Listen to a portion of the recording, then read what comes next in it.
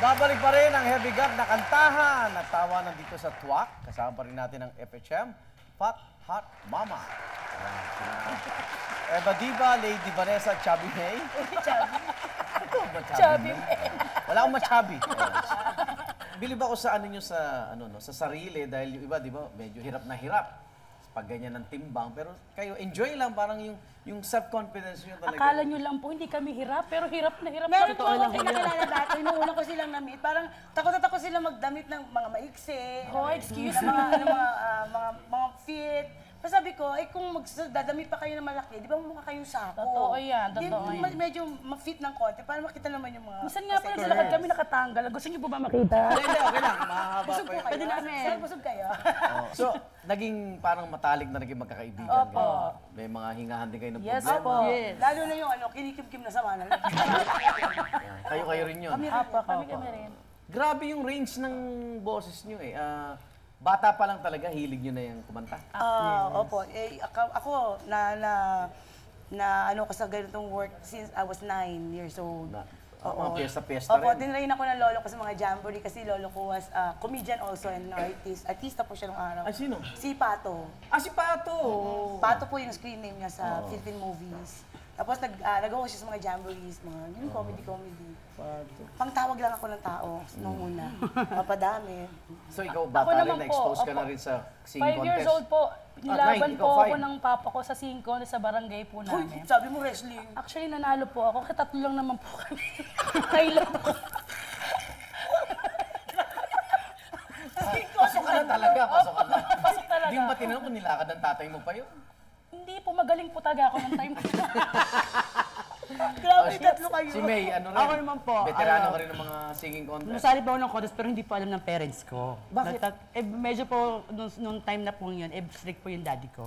Medyo may pagka-strict ang daddy ko. So, Ay, pag mag-singer nagko-contest ako, Hindi po siya pinalalabas. Kasi Kaya po, ayaw siya magpapaabot ng gabi tsaka yung madilim na. Kasi Opo. buntis na po siya. So kanina, banggit natin lahat kayo, nanay na. So gano'ng kahirap pagsabayin yung pagiging nanay, tapos pagiging performer? Gabi halos ang ano yun, no? Gig nyo, di ba? So paano? Mahirap din bang pagsabayin yan? Napakahirap. Kasi po, hindi po namin masyado nababantayan yung anak namin. Sa umaga po kasi tulog kami, kailangan magpahinga. Yung asawa nyo, siya yung naiiwan. My God. Ay, I'm sorry. I'm sorry. Wala, single parent ka. Iyak po. Single parent ka? Opo. Gan, single parent. Ano nangyari? Paano naman kayo Teka lang nga. Aray ko. Nilubog yung mata sa... Actually po, hindi parent Sa makabilang bahay. Hindi naman po. Sa makabilang bahay. Nandun lang po Yun siya. nga, sa makabilang bahay niya. Ang bahay.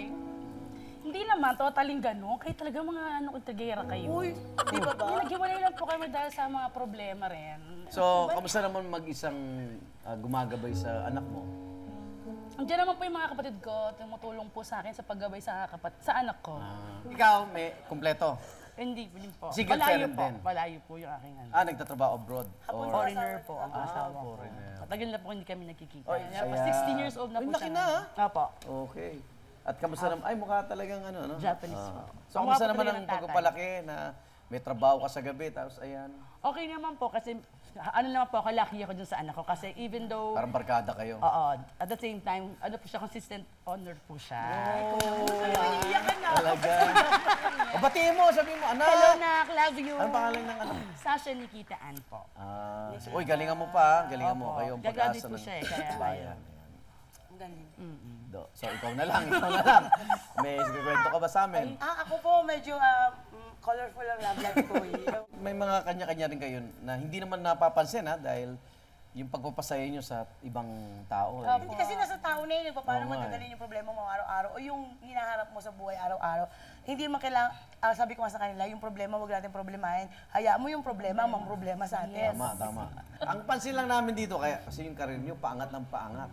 Bukod sa comedy bar, na-invite na rin kayo mag-perform kahit sa iba't ibang lugar. Tsaka mga bansa na rin, no? Saan na kayo nakarating? Australia po, tsaka sa Australia.